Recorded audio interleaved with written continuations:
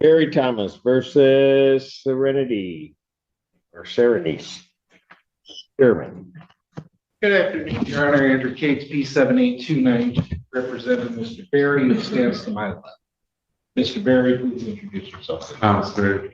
All right. Your name? Good morning. Good afternoon, Serenity Sperry. All right. Where are we on this case? Your Honor, this is a determination of tenants case. There's 30 days notice to quit issued to the defendant. Have not come to any sort of a resolution, so we are asking for this matter. Ma'am, what's your position now? You said what? What's your position on moving? Like, where am I at? Yeah, or do you think that you should have to? So I wrote something out because I have something that I want to say, but I just don't know how to say it unless I'm reading it because I have social anxiety. Okay, go ahead. Buckle up, guys. Today, we are going to watch a courtroom case that quickly turns from a simple eviction into a full-blown emotional showdown. What starts as paperwork and formal introductions turns tense when the defendant asks to read a prepared statement, signaling there's a deeper story beneath the surface. You can already sense this isn't just about moving out. It's about control, mixed signals, and a relationship that refuses to stay private once the judge starts asking questions. Okay, so just take me shortly. So I couldn't retain a lawyer since the last court date, so I wrote down what I want to say. All I want to say is that we have been together the last roughly 10 days, every single night and almost every day. We've been on great terms. We haven't fought unless the dogs or putting my stuff in storage or court was mentioned.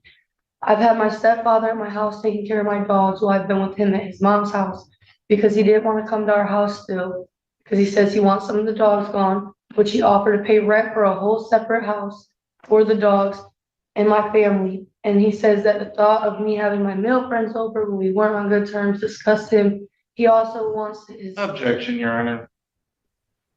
To what?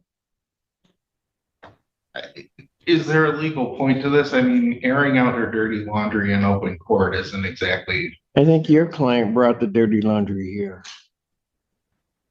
Go ahead, ma'am. This is where the entire case takes a sharp turn. Instead of a clean breakup and eviction, the defendant reveals they've been together every day and night for the past 10 days. She describes shared time, shared plans, and zero conflict, until court and moving are mentioned. This completely undercuts the idea that she's some unwanted squatter. The tension spikes as the court realizes this isn't a landlord problem. It's a relationship imploding in real time. He said that disgusts him. He also says he wants to set up his cameras and security alarms and have the house completely emptied. And then he wants the house emptied and my stuff in storage, but then he wants me to still live there, which I explained is not a comfortable situation if I can't have my clothes and my stuff in my bedroom. If we're together and I live there, but he can just kick me out and lock the doors whenever he wants. That's the only time we start arguing is when that conversation is brought up. But I've been with him at his mom's house because of what I just explained. We've discussed plans and solutions constantly to get through this together, but we disagree on the time frame. He wants me out within 30 days, but I told him that I could start remodeling my grandma's house where I could live and take my dogs and all my stuff to in March, and it could be completed by April, which is roughly 90 days. Because this objection does not land the way the attorney expects. When the lawyer complains about airing dirty laundry, the judge fires right back, making it clear that if you drag someone into court, the story comes with them. The defendant continues, exposing contradictions, being told to leave, yet being expected to stay under strict control.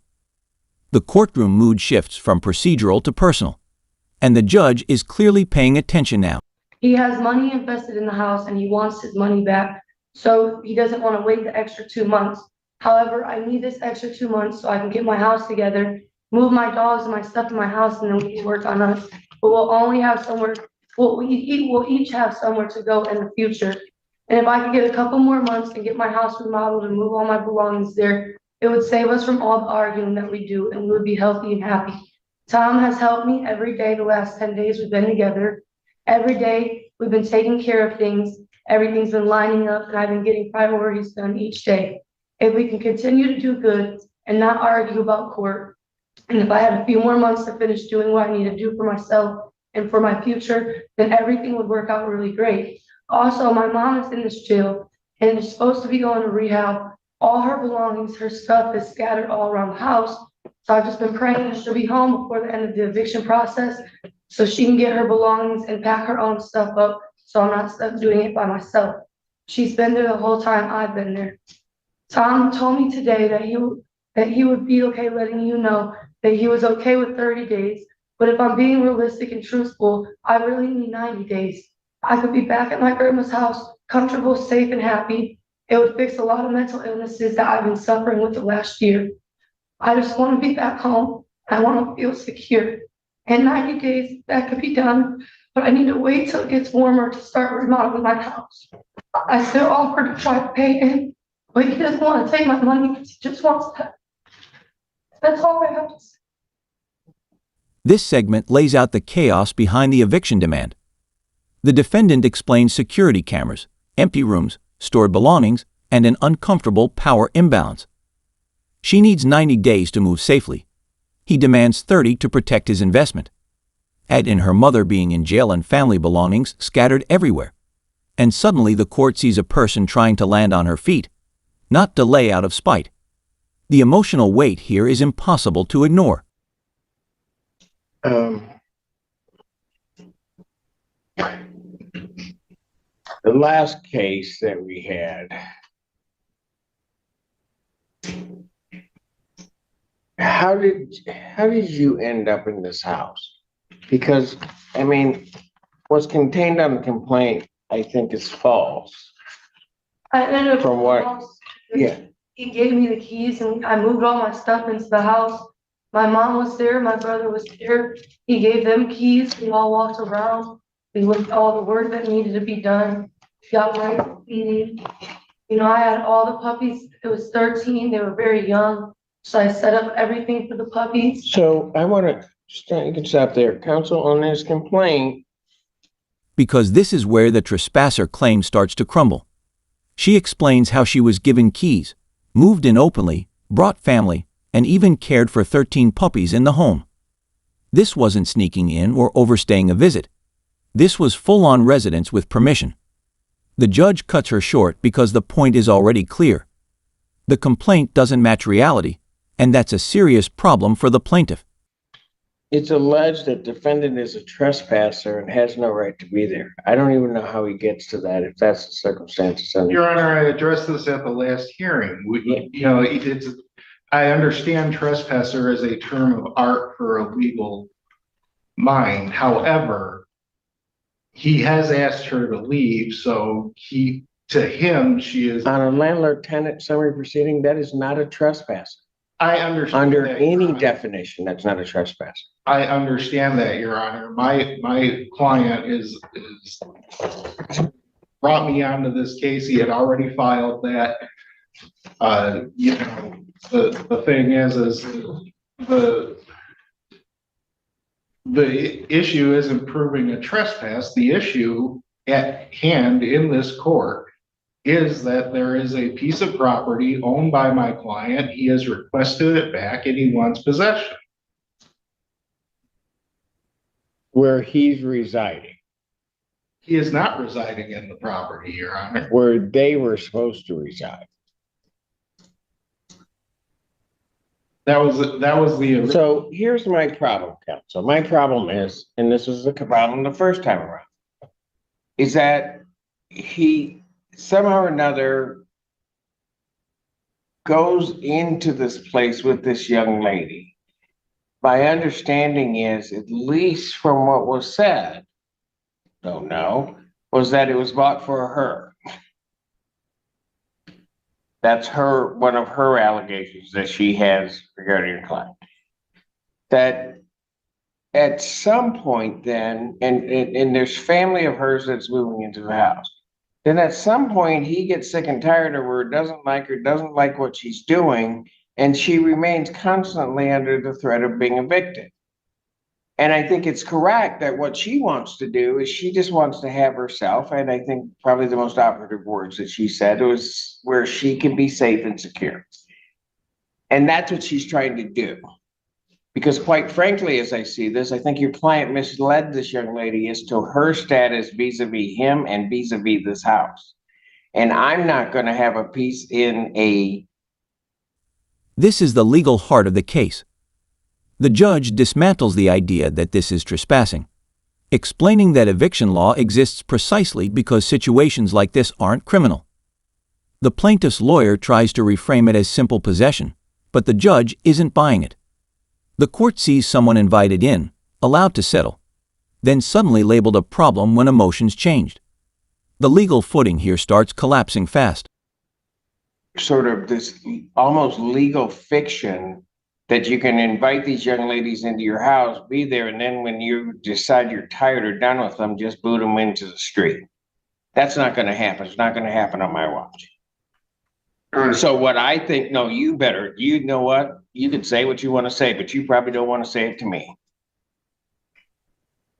So I think what you ought to do, you ought to go out there, talk like civilized human beings, talk to this young lady like she has some value and worth in life. Let her get to the point where she can be safe. That's only going to take a couple of months. Let her do that. She has a plan in mind, and quit like leading her one way, then the other, and then just getting to this court and trying to kick her out, because that's not happening, and certainly not happening, not today. So I'm going to pass this matter. You guys go out there, talk about it, see if you can come to a point at which she'll move out. She says she'll move out. It's just she needs time to do it in an orderly fashion. Because this is the moment the judge takes full control. He calls out the pattern, inviting a young woman in, blurring boundaries, then threatening eviction when convenient. He refuses to allow someone to be discarded into instability and orders the parties to talk like civilized adults. The judge makes it clear, safety and security matter more than impatience. This is a rare moment where the bench openly protects dignity, not just procedure.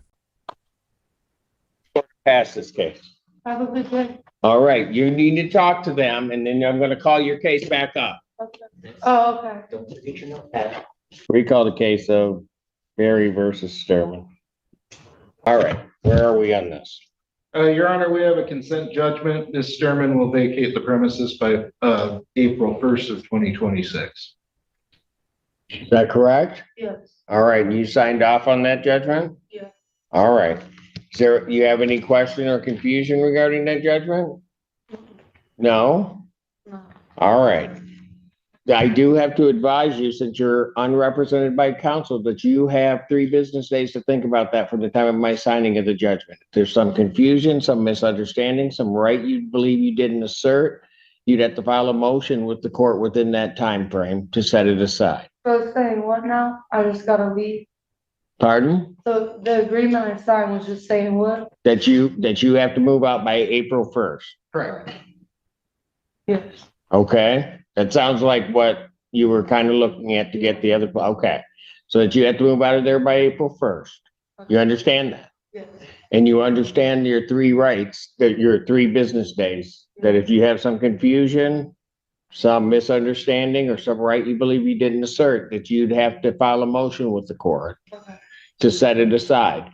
That doesn't mean that I would, but you have that opportunity to do so. Right. All right? Okay. Thank you. Do you have it? Or? Yes, I do. Okay, so I'll sign off on it right now. Thank you, sir.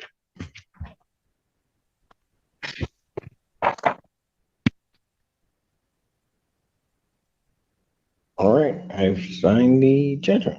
Fantastic. All right, thank you, folks. All right, thank you. Thank you, Your Honor. The case comes back with a consent judgment, and this is the quiet victory. She's granted time, until April 1st, to leave in an orderly way. The judge carefully explains her rights, making sure she understands what she signed and how to challenge it if needed. It's calm, firm, and fair. And that wraps it up. If you found this breakdown helpful, make sure to like the video, subscribe to the channel, and we'll see you in the next one.